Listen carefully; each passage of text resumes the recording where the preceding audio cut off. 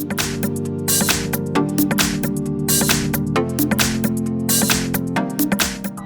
everyone, in front of me I've got MOTOROLA Moto G200 and let me share with you how to change this navigation type with the buttons to the gestures.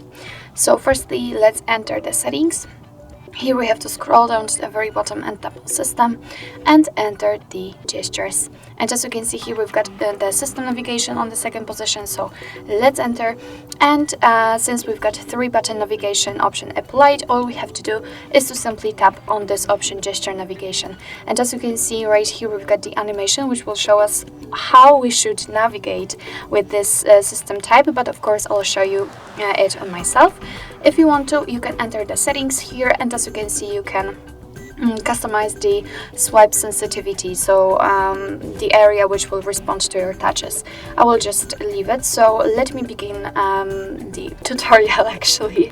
Let me show you how to use it. So if you would like to get back to previous menu, all you have to do is to simply swipe your finger from the edge to the center of your device, and it doesn't really matter if you would do it from the left or right. So let me show you. As you can see, we just saw this let's say arrow, and we just got back to the system navigation. So we can do it also from the right side. If you want to get back to the home page, all you have to do is to simply swipe your finger up fastly, and as you can see, we just got back to the home page. And in order to enter the recents, just swipe your finger up again, but gently, and hold it somewhere here. So let me do it, and as you can see here, we've got all previously opened apps.